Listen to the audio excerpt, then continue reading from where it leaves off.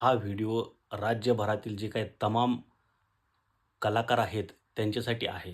त्यामुळे बाकीच्यानी कुणी पाहू नये. तुमचा अमूल्य वेळ ह्या रीलसाठी वाया घालवू नये. तुम्ही दुसऱ्या रील बघू शकता. बघा राज्यातील जे काही कलाकार आहेत, ज्येष्ठ कलाकार आहेत म्हणजे ज्यांचं वय 60 वर्षापेक्षा जास्त आहे, जे साहित्यिक आहेत, जे ग्रामीण भागातील कलाकार आहेत, पारंपरिक कला जपणारे कलाकार आहेत आणि ज्यांचं वय 60 वर्षापेक्षा जास्त आहे, त्यांच्यासाठी राज्य सरकारची एक छत्रपती शाहू महाराज कलावंत मानधन ही योजना आहे. या योजनेअंतर्गत महिन्याला तुम्हाला ₹5,000 पेन्शन मिळत आहे. तर या संदर्भातले अर्जाची तारीख आता मुदतवाढ ह्याच्यामध्ये करण्यात आलेली आहे. यापूर्वी 31 जुलै ही मुदत होती शेवटची. तर त्याच्यामध्ये आणखी काही दिवस वाढवण्यात आलेले आहेत आणि 10 ऑगस्टपर्यंत अर्ज भरण्यासाठी आता मुदतवाढ देण्यात आलेली आहे. अर्ज तुम्ही आपल्या सरकार या पोर्टलवर जाऊन करू शकता किंवा महाई सेवा केंद्रामध्ये जाऊन करू शकता. यासाठी किरकोळ कागदपत्र लागतात. या संदर्भातला सविस्तर व्हिडिओ आपण बनवलेला आहे. तर सर्व कलाकारांनी, ग्रामीण भागातील कलाकारांनी, गरजू कलाकारांनी या योजनेचा लाभ घ्या आणि फुल नाही फुलाची पाकळी म्हणून महिन्याला तुम्हाला जी काही पेन्शन मिळणार आहे त्या पेन्शनचा लाभ घ्या. लगेच अर्ज करा आणि गरजूंपर्यंत हा व्हिडिओ पोहोचवा. तुमच्या भागातील जवळचे जो कलाकार आहे, तुमच्या गावातील कोण असेल तर त्यांच्यापर्यंत हा व्हिडिओ पोहोचवा आणि पुण्य कमवा. आणि सविस्तर माहितीचा व्हिडिओ आपण आपल्या चॅनलवर बनवलेला आहे. तो व्हिडिओ तुम्ही पहा. तर बघा मित्रांनो, कलाकार बांधवांनो, राजश्री शाहू महाराज ज्येष्ठ साहित्य व कलावंत यांना मानधन सन्मान योजना यामध्ये सुधारणा करण्याबाबत जे काय असेल ते ठीक आहे. म्हणजे राजश्री शाहू महाराज ज्येष्ठ साहित्यिक कलावंत मानधन योजना आहे, सुरू आहे. त्यासाठी तुम्हाला अर्ज करायचा आहे. बघा याच्यामध्ये आपण सविस्तर माहिती घेणार आहोत. सर्व अर्ज कुठे करायचा, कसा करायचा, किती रुपये मिळणार आहेत, यासाठी पात्रता काय आहे आणि त्या संदर्भातला जी-आरसुद्धा आपण या ठिकाणी पाहणार आहोत. तर आता ही आहे भाजपच्या रवींद्र चव्हाण आहेत, त्यांनी ही माहिती दिलेली आहे. तर आपण या संदर्भातला शासन निर्णय बघूया. शासन निर्णय ही योजना ॲक्च्युली 2024 म्हणजे अगोदरची योजना आहे. जी-आरसुद्धा जुना आहे. मात्र याच्यामध्ये आज तागायत आज किती तारीख आहे 2 ऑगस्ट 2026 रोजी याच्यामध्ये 10 ऑगस्टपर्यंत याच्यामध्ये मुदतवाढ करण्यात आलेली आहे. याच्यामध्ये आपण आता काय बघणार आहोत, पात्रता सर्व इत्थंभूत सविस्तर माहिती बघणार आहोत. बघा याच्यामध्ये काय म्हटलेलं आहे की जाऊ द्या, आपल्याला कोणी काय म्हटलेलं काय घेणं नाही. योजनेचं नाव काय आहे, राजश्री शाहू महाराज ज्येष्ठ साहित्य व कलाकार मानधन योजना. ठीक आहे. कलाकार व साहित्यिक यांच्यासाठी ही योजना आहे. कलाकार म्हणजे काय, जे कलाकार 15 वर्षापेक्षा जास्त काळ प्रयोगात्मक कलेच्या क्षेत्रात परफॉर्मिंग आर्ट सादरीकरण करणारे, केवळ संबंधित कलेवरच गुजारणा करणारे असे कलाकार या योजनेसाठी पात्र आहेत. म्हणजे तुम्ही बाहेर जे काही कला सादर करतात ते कलाकार.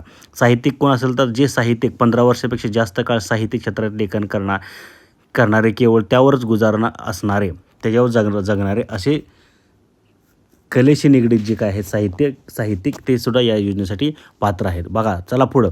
आता मानधन किती मिळणार आहे या योजनेसाठी, मानधन किती मिळणार आहे, कलावंतांना सरसकट एकच श्रेणी ₹5,000 इतके मानधन देण्यात येणार आहे, म्हणजे मिळणार आहे. ठीक आहे. एवढं तुम्हाला मानधन मिळणार आहे. DBT प्रणालीद्वारे प्रत्येक महिन्याला लाडक्या बहिणीसारखी बँकेत तुमच्या बँक खात्यात जमा होणार आहे. चला पुढं पटकन माहिती घेऊया पटापटा. पात्रता काय आहे बघा, ज्यांचं वय 50पेक्षा जास्त आहे.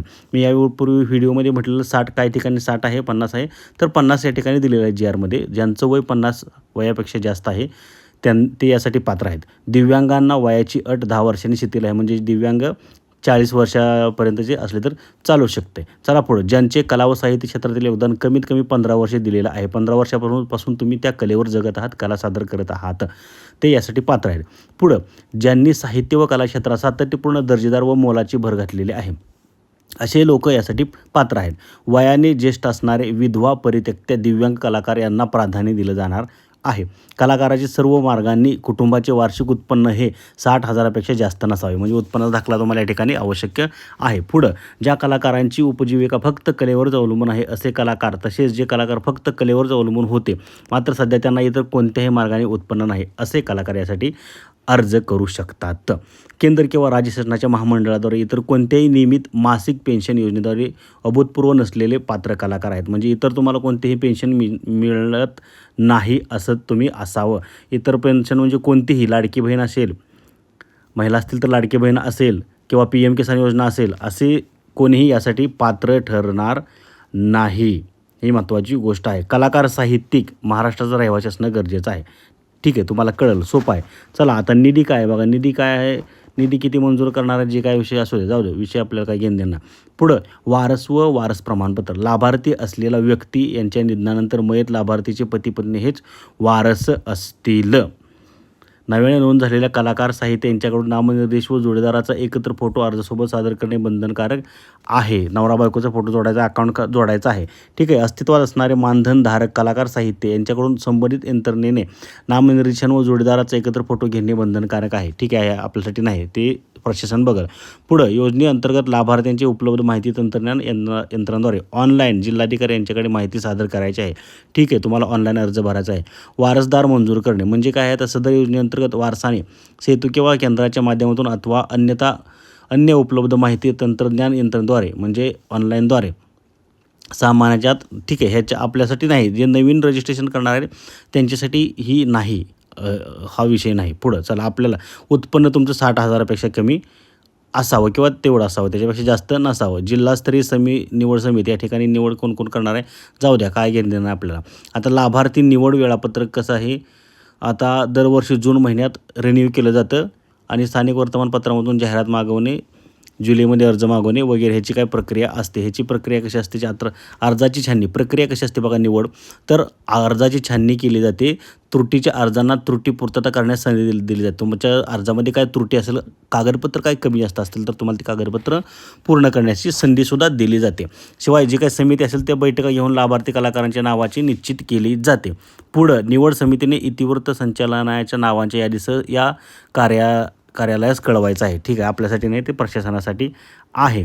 मानधन सुरू केलं जातं सगळी काही प्रक्रिया तुमची पार पाडल्यानंतर. आता चला पुढं, निवड करण्याची टक्केवारी काय ह्यांनी दिलं या ठिकाणी. असंघटित किंवा संघटित कला प्रकारातील लोक कलावंत असतील त्यांचे निवड करण्याची टक्केवारी त्यांना 60% आहे. भक्ती संप्रदायातील कलाकार असतील तर त्यांना 10% आहे. चित्रपट व नाट्य क्षेत्रातील किंवा लोप पावणाऱ्या कला प्रकारातील कलाकार, प्रयोगात्मक कलेतील इतर कलाकार त्यांना त्यांची 30% पद्धतीने निवड केली जाणार आहे. साहित्यिकसुद्धा त्याच्यामध्ये आहेत. अशा पद्धतीने म्हणजे कोणत्या कॅटेगरीतील किती टक्के कलाकार घेतलेले जाणार आहेत. असंघटित क्षेत्रातील कला प्रकारातील लोक कलावंत हे 60% घेतले जाणार आहेत टोटल.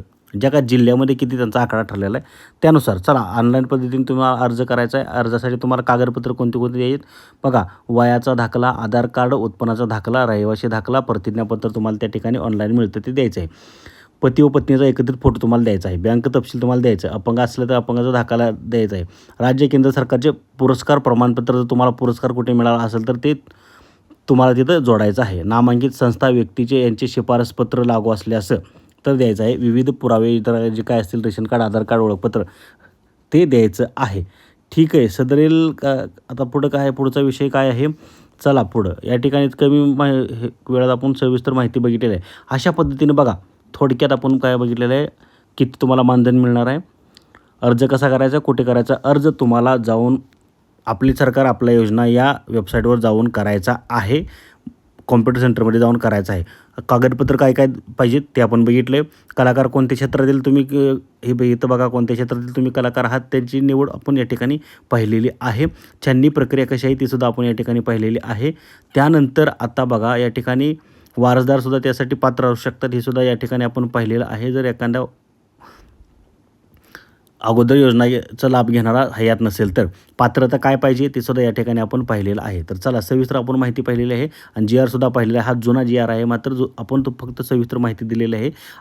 अटी नियम सगळ्या पात्रता सेमच आहेत. आता फक्त नवीन अर्ज ज्यांना करायचा आहे त्यांच्यासाठी अट आहे, म्हणजे मुदतवाढ करण्यात आलेली आहे 10 ऑगस्टपर्यंत. लगेच कामाला लागा. बघा, तुम्ही हा व्हिडिओ पाहिला असेल, कलाकार असाल, परंतु तुम्हाला वाटत नसेल हा आपण याच्यामध्ये पात्र नाही, तर तुमच्या गावातील, तुमच्या भागातील ओळखीचा जो कोणी असेल, तुमच्या व्हॉट्सअप ग्रुपवर हा व्हिडिओ शेअर करा, ही PDF शेअर करा, ही माहिती शेअर करा आणि जो गरजू कलावंत आहेत त्यांना या योजनेचा लाभ घेऊ द्या. शहरातील साहित्यिक असतील, कलाकार असतील, गावाकडे ग्रामीण भागात असतील, सर्वांपर्यंत, सर्व कलाकारांपर्यंत ही माहिती पोचवा आणि पुण्य कमवा. जर एखाद्याला 5,000 रुपये तुमच्यामुळे जर सुरू झाले तर आयुष्यभर त्याचं पुण्य हे तुम्हाला लागणार आहे, त्याचा आशीर्वाद तुम्हाला लागणार आहे. त्यामुळे तुम्ही हे चांगलं काम करा. सर्वांनी या योजनेचा लाभ घ्या. अशा सर्व माहितीसाठी आपल्या चॅनल तुम्ही सबस्क्राईब करा. धन्यवाद. जय हिंद, जय महाराष्ट्र.